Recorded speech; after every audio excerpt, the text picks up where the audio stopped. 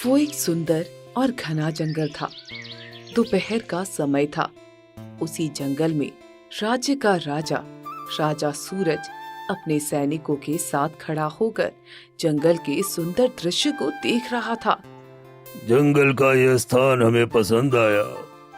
हम अपने लिए यहाँ पर एक नया महल बनवाएंगे।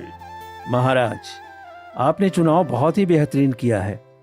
यहाँ पर एक नदी भी है, तो पानी की भी कोई समस्या नहीं होगी। राजा सूरज ने अपने सेनापति की ओर देखा। तो फिर कल से इस जंगल की कटाई आरंभ कर दो।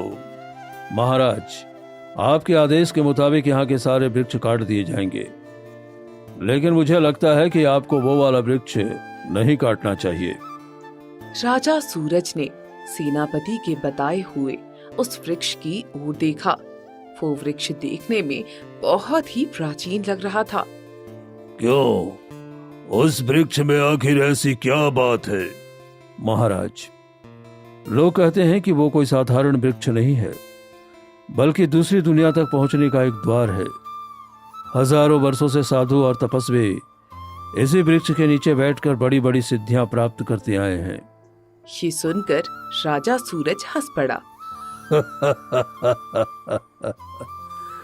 तुम शायद मुझे नहीं जानते सेनापति। मैं एक बार जो ठान लेता हूँ वो करके ही रहता हूँ।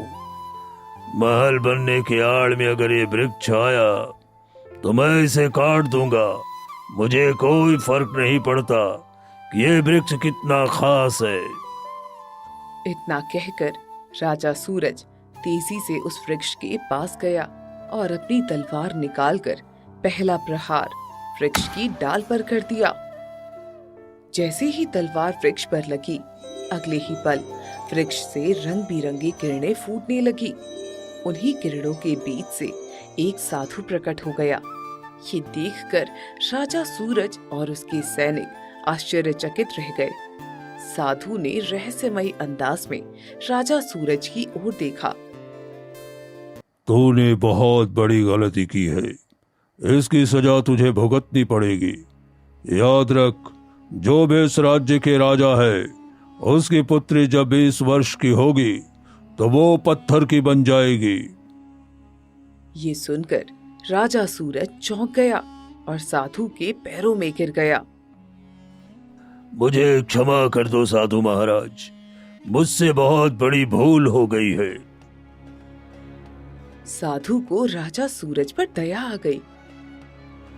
जिस तरह कमान से निकला हुआ तीर कभी वापस नहीं आता, उसी तरह श्राप भी कभी वापस नहीं लिया जा सकता। लेकिन मैं तुझे एक उपाय बता सकता हूँ। अगर तू अपनी पुत्री का विवाह 20 वर्ष की आयु से पहले किसी पुरुष से कर देगा तो ये श्राप उस व्यक्ति पर चला जाएगा और वो पत्थर का बनेगा, न कि तेरी पुत्री। इतना कहकर साधु रंग बिरंगी किरणों के साथ वहां से गायब हो गया। जंगल में सन्नाटा छा गया। सुंदरपुर गांव में अर्जुन नाम का एक लकड़हारा रहता था। वो देखने में एक सुंदर नौजवान था, लेकिन उसके मन में हमेशा अचानक अमीर बनने के सपने चलते रहते थे। सुबह का समय था। अर्जुन गहरी नींद में सो रहा था। तभी उसकी बूढ़ी माँ सावित्री वहां आ गई। अरे उठ गया, सूरज सिर पर चढ़ाया है। सारे लकड़हारे जंगल से लकड़ियां काटकर वापस आ रहे हैं और तू है कि अभी भी गहरी नींद में सो रहा है। अर्जुन की आंख खुल गई। वो अंगड़ाई लेकर उठ गया। क्या माँ, इतना अच्छा सपना देख रहा था और तूने मुझे जगा दिया। तुझे पता है सपने में मैंने क्या देखा? सपने में मैंने देखा कि मैं इस राज्य का राजा बन चुका हूँ। ये सुनकर सावित्री क्रोधित हो गई। तू और तेरे सपने, पता नहीं तू कब सुधरेगा। तुझसे कितनी बार कह चुकी हूँ कि अचानक अमीर बनने के सपने देखना छोड़ दे और अपने काम पर ध्यान दे। मेहनत कर ताकि मैं तेरी शादी किसी अच्छी लड़की से करवा सकूं। अर्जुन मुस्कुराने लगा। जल्दी से मेरे लिए गरम गरम खाना बना दे, मैं जंगल जा रहा हूँ। और जहाँ तक मेरी शादी का सवाल है ना, तो देख लेना माँ, मेरी शादी किसी साधारण लड़की से नहीं होगी, बल्कि किसी राजकुमारी से होगी, राजकुमारी से। ये सुनकर सावित्री ने उसे गुस्से से देखा और चूल्हा जलाने लगी। जा जल्दी से तैयार हो जा, मैं तेरे लिए खाना बना देती हूँ, फिर जंगल जाकर लकड़ियाँ काट। कुछ देर बाद अर्जुन खाना खाकर जंगल की ओर चला गया। कुछ देर तक अर्जुन लकड़ियाँ काटता रहा, लेकिन फिर थक कर एक पेड़ के नीचे लेट गया। ओह, आज तो बहुत थकान हो गई है, चलो कुछ देर आराम कर लेता हूँ। तभी वहाँ एक दूसरा लकड़हारा आ गया। क्या बात है अर्जुन, तुम लेटे हुए क्यों हो?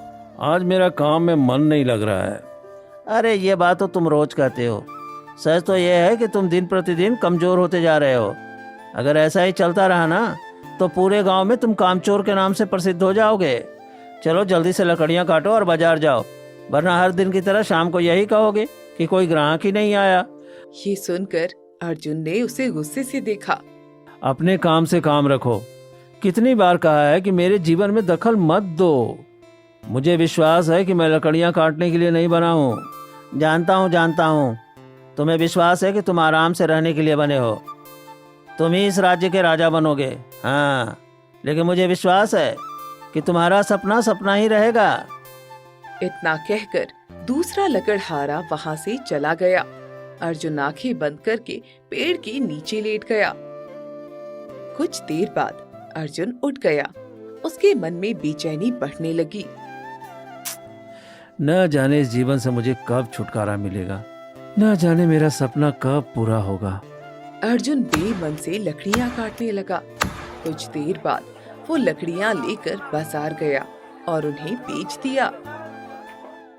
शाम के समय अर्जुन कुछ सिक्के लेकर घर पहुंचा और वो धन अपनी माँ सावित्री के हाथ में रख देता है।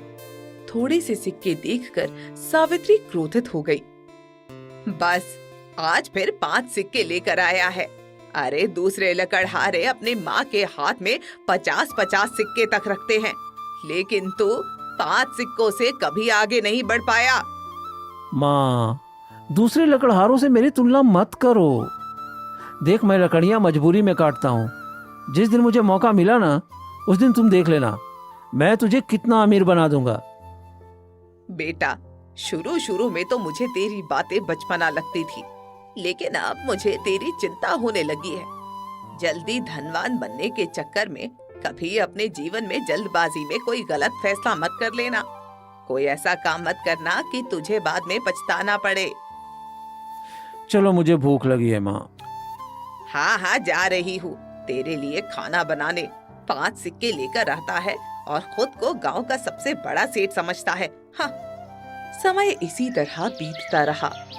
अगले दिन अर्जुन जंगल में एक वृक्ष के पास खड़ा उसे ध्यान से देख रहा था। तभी वहाँ उसके गांव का एक लकड़हारा मुखिया आ गया। काफी देर से देख रहा हूँ कि तू इस वृक्ष को घूरे जा रहा है। अरे इसकी लकड़ियाँ काटेगा भी या ऐसे ही देखते रहेगा? सुखिया, मैं तंग आ चुका हूँ।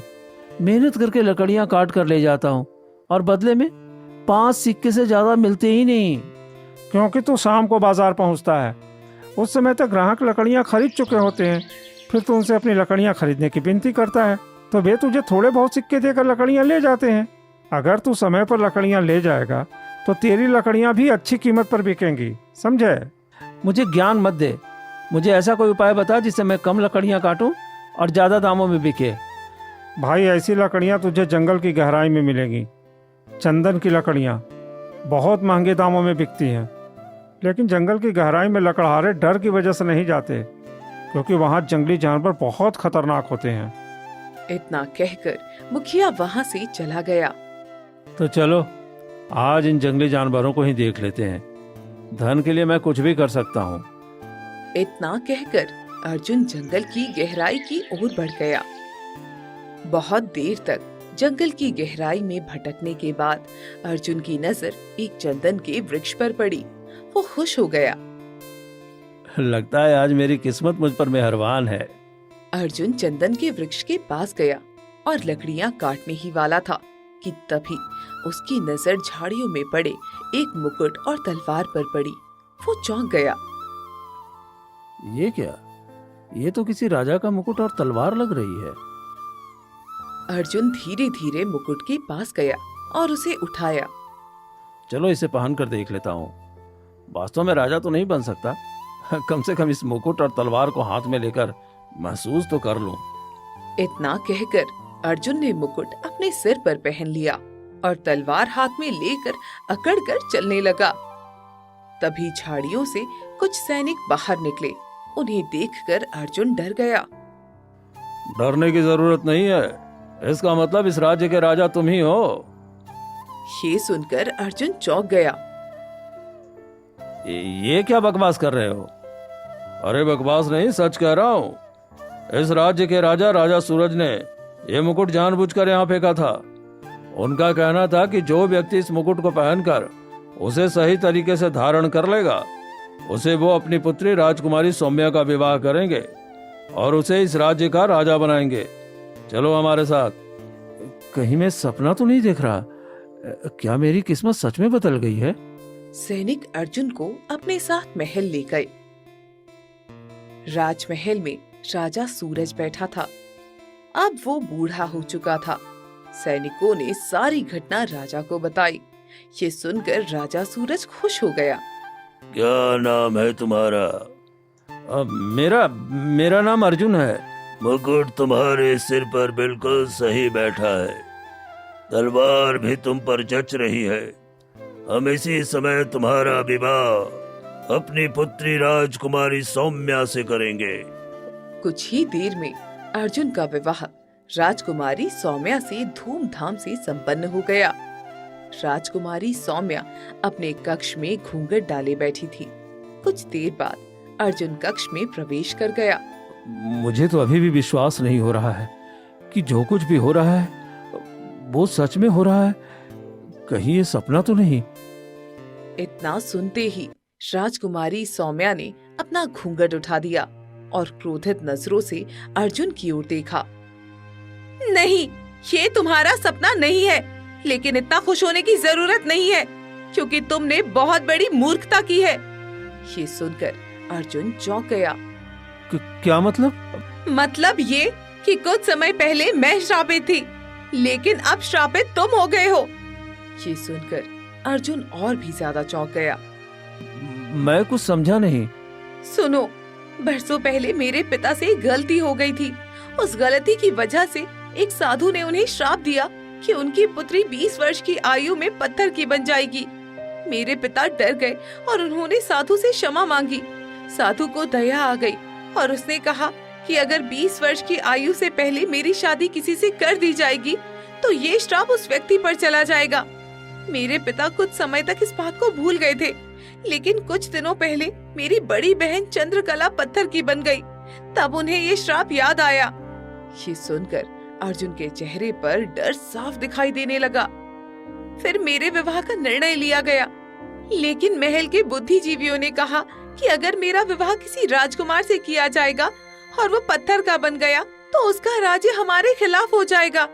इसलिए किसी साधारण और मूर्ख व्यक्ति को चुना गया। इसलिए वो मुकुट और तलवार वहाँ रखे गए थे और तुम वहाँ आ गए। ये सुनकर अर्जुन स्तब्ध रह गया। और अब तुम्हारे पास केवल कुछ ही दिन है, उसके बाद तुम पत्थर के बन जाओगे। ये सुनकर अर्जुन को चक्कर आने लगे। अर्जुन तेजी से कक्ष से बाहर निकला और सीधे राजा सूरज के पास पहुंच गया। महाराज, ये मेरे साथ बहुत बड़ा धोखा हुआ है। लगता है मेरी पुत्री ने तुम्हें सारी सच्चाई बता दी है। हाँ, बताइए आपने मेरे साथ इतना बड़ा धोखा क्यों किया? अगर हमारी पुत्री शापित नहीं होती तो मैं अपनी पुत्री का विवाह तेरे जैसे लकड़हारे से करता। मेरे पास कोई और रास्ता नहीं था। अब मेरी बात ध्यान से सुन। बड़ी पुत्री तो पत्थर की बन चुकी है और छोटी पुत्री का श्राप तेरे ऊपर आ चुका है, इसलिए यहाँ से दफा हो जा। दोबारा अगर महल के आसपास भी दिखाई दिया तो तेरी हड्डी पसली तुड़वा दूंगा। राजा सूरज ने ताली बजाई। सैनिक वहां आ गए। इसे महल से बाहर निकाल दो। सैनिकों ने अर्जुन को धक्के देकर महल से बाहर निकाल दिया। अर्जुन रोता हुआ अपने घर वापस आ गया। बेटा, तू कहाँ था? मैं कब से तेरा इंतजार कर रही थी। अर्जुन ने सारी घटना अपनी माँ को बता दी। अब मुझे अपनी गलती पर पछतावा हो रहा है माँ। मेरे पास ज्यादा समय नहीं है। राजकुमारी ने कहा है कि कुछ दिनों के बाद मैं पत्थर का बन जाऊंगा। मैं तुझे समझाती रही, लेकिन तूने मेरी बात नहीं मानी। लेकिन मैं तुझे पत्थर का नहीं बनने दूंगी। बेटा, तू हार मत मान। हार न मानूं तो और क्या करूं? मुझे नहीं पता कि यह श्राप कैसे खत्म होगा। सावित्री गहरी सोच में डूब गई। अगर इस श्राप के बारे में कोई बता सकता है तो हमारे गांव का धनराज बता सकता है। वो पहले राजा सूरज के महल में सैनिक था। तो फिर मुझे कल धनराज से मिलना होगा। अगले दिन अर्जुन अपने गांव के धनराज नाम के एक व्यक्ति के घर पहुंचा। धनराज एक बूढ़ा व्यक्ति था। अर्जुन ने धनराज को शुरू से लेकर अंत तक की सारी घटना बता दी। ये सुनकर धनराज चौंक गया। क्या तुम मूर्ख हो? तुमने विश्वास कैसे कर लिया कि राजा सूरज इतनी आसानी से किसी साधारण युवक का विवाह अपनी पुत्री से कर देगा? मैं अपनी भूल को मानता हूँ, लेकिन मैं आपके पास ये जानने के लिए आया हूँ कि किस साधु ने महाराज की पुत्री को यह श्राप दिया था। धनराज ने गहरी नजरों से अर्जुन की ओर देखा। जिस समय महाराज को श्राप दिया गया था उस समय मैं भी वहां मौजूद था। मुझे साधु महाराज के कुछ शब्द बहुत विचित्र लगे थे। ये सुनकर अर्जुन चौंक गया। मतलब? साधु ने कहा था कि इस राज्य का जो भी राजा होगा उसकी पुत्री 20 वर्ष के बाद पत्थर की बन जाएगी, जबकि उस समय महाराज उनके सामने खड़े थे। फिर साधु ने ऐसा क्यों कहा? यही बात मुझे कई वर्षों तक परेशान करती रही और फिर मैंने कुछ बहुत विचित्र देखा, जिसके बाद मैंने महल छोड़ दिया। क्या विचित्र देखा? मैं सब कुछ नहीं बता सकता। दीवारों के भी कान होते हैं, लेकिन मैं तुम्हें एक इशारा दे सकता हूँ। महल के कारागार में कोई बंद है और महाराज की छाया है। यही सबसे बड़ा रहस्य है। अर्जुन गहरी सोच में डूब गया। और हाँ, मैं तुम्हें उस वृक्ष का पता बता सकता हूँ जहां से साधु महाराज प्रकट हुए थे। जंगल की गहराई में जाओ, वहां तुम्हें एक नदी मिलेगी। उसे पार करने के बाद एक प्राचीन वृक्ष नजर आएगा। वही वृक्ष 2 दुनियाओं का द्वार है। इतना सुनते ही अर्जुन वहां से निकल गया। कुछ देर बाद अर्जुन जंगल की गहराई में पहुंच गया। वहां उसे एक नदी दिखाई दी। अर्जुन ने बिना सोचे समझे नदी में छलांग लगा दी और तैरकर उसे पार कर लिया। नदी पार करने के बाद कुछ देर चलने पर अर्जुन एक विशाल और प्राचीन वृक्ष के सामने खड़ा था। वो वृक्ष रहस्यमयी लग रहा था। अर्जुन उस वृक्ष को ध्यान से देखने लगा। तभी अचानक वृक्ष के तने से रंग बिरंगी किरणें निकलने लगी और एक गोल द्वार प्रकट हो गया। ये क्या हो रहा है? अर्जुन धीरे धीरे उस गोल द्वार के अंदर प्रवेश कर गया। अगले ही पल अर्जुन ने खुद को एक सुंदर और विचित्र नगरी में पाया। यहाँ का वातावरण अलग था और चारों ओर एक रहस्यमयी ऊर्जा फैली हुई थी।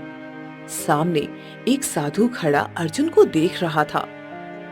उस प्राचीन वृक्ष के पास क्या कर रहा था? अर्जुन घबराया हुआ था। उसने कांपते हुए सारी घटना बता दी। मेरे साथ बहुत बड़ा धोखा हुआ है साधु महाराज। साधु ने अर्जुन की ओर ध्यान से देखा। तो क्या तू केवल अपने लिए यहाँ आया है? अर्जुन कुछ देर सोच में डूब गया। सच बताऊं तो मैं अपने लिए भी आया हूँ और अपनी पत्नी राजकुमारी सौम्या की बड़ी बहन चंद्रलता के लिए भी, जो पत्थर की बन चुकी है। कृपया करके हमें श्राप से मुक्त कर दीजिए। साधु रहस्यमयी मुस्कान के साथ अर्जुन को देखने लगा। वर्षों पहले मैंने ये श्राप दिया था। अगर तू इस श्राप का अंत करना चाहता है तो तुझे इस संसार की एक विचित्र नदी तक जाना होगा। उस नदी का जल ही इस श्राप को समाप्त कर सकता है, और अगर तू उस जल को चंद्रलता के पत्थर के शरीर पर डाल देगा तो वो भी श्राप से मुक्त हो जाएगी। तुझे ये और काम करना होगा। कौन सा काम? जो दिखता है वो सच नहीं होता। यहाँ आने से पहले तू किसके पास गया था? मैं अपने गांव के धनराज के पास गया था। और क्या उसने तुझे किसी पहेली के रूप में कुछ बताया? हाँ, उसने बताया और मैं उस पहेली को समझ भी लिया, लेकिन क्या ये सच हो सकता है? ये सच ही है। अगर तू झूठ को खत्म करके सत्य को सामने लाएगा तो तू वास्तव में राजा बन जाएगा। अर्जुन ने दृढ़ता से सिर हिलाया। ठीक है, पहले मुझे उस नदी के बारे में बताइए। यहाँ से दाहिनी दिशा में जाओ, वहाँ एक विचित्र नदी है। उस नदी में एक देवी का वास है। वो तेरी परीक्षा लेगी। अगर तू सफल हुआ तो वो तुझे जल लेने देगी, और अगर असफल हुआ तो तुझे खाली हाथ लौटना पड़ेगा। अर्जुन सीधे साधु के बताए हुए रास्ते पर चलता हुआ एक विचित्र नदी के पास पहुंच गया। वहाँ विचित्र प्रकार के कलश रखे हुए थे। अर्जुन जैसे ही एक कलश से नदी का जल भरने लगा, तभी अचानक रंग बिरंगे किरणों के साथ एक सुंदर स्त्री प्रकट हो गई। मैं इस नदी की देवी हूँ। जल लेने से पहले मेरी एक बात ध्यान से सुन ले। अगर तू ये जल पिएगा तो अपनी पत्नी को खो देगा। ये सुनकर अर्जुन चौंक गया। क्या मतलब? राजकुमारी सौम्या का श्राप अब तेरे ऊपर है। ये श्राप किसी न किसी के प्राण लेकर ही जाएगा। अगर तू ये जल पीकर अपने ऊपर से श्राप हटाएगा तो तेरी पत्नी जीवित नहीं बचेगी। अब फैसला कर ले कि तुझे क्या करना है। अर्जुन कुछ पल के लिए शांत खड़ा रहा, फिर उसने कलश को नीचे फेंक दिया। मैं यहाँ अपना श्राप दूर करने के लिए आया था, किसी की जान लेने नहीं आया। अगर ऐसा है तो मुझे पत्थर बनना स्वीकार है। ये सुनकर नदी की देवी मुस्कुराई। ये तेरी परीक्षा थी और तू इसमें सफल हुआ। जा, इस जल को ले जा। अर्जुन ने कलश में जल भरा और उसे पी लिया। अगले ही पल उसके शरीर से काला धुआं निकलकर रंग बिरंगे किरणों में बदल गया और गायब हो गया। अब तू श्राप से मुक्त है। अर्जुन जल लेकर साधु के पास पहुंच गया। जा, अब सत्य को सामने ला और अपने राज्य का राजा बन। अर्जुन उस वृक्ष के द्वार से वापस अपने संसार में आ गया। उसने जल को एक छोटी शीशी में भरकर अपनी जेब में रख लिया और सीधे महल की ओर चल पड़ा। अर्जुन चुपके से महल में घुसा और गलियारों से होते हुए कारागार में पहुंच गया। वहाँ एक बूढ़ा व्यक्ति कैद था जो राजा सूरज का हमशक्ल लग रहा था। अब मुझे समझ में आ गया कि धनराज क्या कहना चाहता था। बूढ़े व्यक्ति ने अर्जुन की ओर देखा। कौन हो तुम? अर्जुन ने सारी घटना उसे बता दी। अब मैं तुम्हें सच बताता हूँ। वर्षों से जो राजा बनकर बैठा है वो मेरा छोटा जुड़वा भाई है। उसने मुझे जंगल में बेहोश करके यहाँ कैद कर दिया और खुद राजा बन बैठा। तो उसने आपको अब तक जीवित क्यों रखा है? क्योंकि मैंने राजकोष का खजाना छुपा दिया है। वो मुझसे उसका राज जानना चाहता है। अर्जुन ने कारागार का ताला तोड़ दिया। चलिए महाराज, सच सामने लाने का समय आ गया है। राज दरबार लगा हुआ था। नकली राजा सूरज राजकुमारी सौम्या के साथ बैठा था। तभी अर्जुन असली राजा सूरज को लेकर दरबार में पहुंच गया। दो राजा सूरज को देखकर दरबार में हलचल मच गई। हाँ, ये क्या हो रहा है? देख क्या रहे हो महाराज? मैं श्राप से मुक्त हो गया हूँ और असली राजा को लेकर आया हूँ। अब सच्चाई सबके सामने आ जाएगी। अर्जुन ने सिंहासन पर बैठे राजा की ओर देखा। तुम असली राजा नहीं हो, तुम राजा सूरज के छोटे भाई हो। अब मुझे साधु के शब्द समझ में आ गए हैं। असली राजा सूरज आगे बढ़ा। अर्जुन सही कह रहा है, मैं ही असली राजा सूरज हूँ और ये मेरा छोटा भाई विक्रम है। तभी अर्जुन की नजर पत्थर बनी राजकुमारी चंद्रकला पर पड़ी। उसने तुरंत अपनी जेब से शीशी निकाली और जल उसके ऊपर डाल दिया। अगले ही पल रंग बिरंगी किरणों के साथ चंद्रलता अपने असली रूप में लौट आई। दरबार में हड़कंप मच गया। सैनिकों, इसे तुरंत बंदी बना लो। ये असली राजा नहीं, एक बहुरूपिया है। सैनिकों ने नकली राजा विक्रम को पकड़कर बंदी बना लिया। असली राजा सूरज ने अर्जुन का हाथ उठाया। इसकी वजह से सत्य सामने आया है। इसकी वीरता की वजह से मेरी पुत्री श्राप से मुक्त हुई है। अब से यही इस राज्य का राजा होगा। महल तालियों से गूंज उठा। राजकुमारी सौम्या की आंखों में खुशी के आंसू आ गए। कुछ दिनों बाद अर्जुन अपनी माँ सावित्री को महल में ले आया। मैं नहीं कहता था माँ कि मैं एक दिन राजा बनूंगा। जब तू ये बात कहता था तो मैं तेरे ऊपर से नाराज होती थी, लेकिन मन ही मन यही प्रार्थना करती थी कि तेरी बात सच हो जाए। और माँ की दुआ तो हमेशा कबूल होती है। सावित्री मुस्कुराने लगी। सपने देखने वाले अक्सर मजाक का पात्र बनते हैं, लेकिन जो अपने सपनों पर विश्वास रखते हैं वही इतिहास रचते हैं। सत्य छुप सकता है, लेकिन कभी हार नहीं सकता। और अंत में जीत उसी की होती है जो सही रास्ता चुनता है।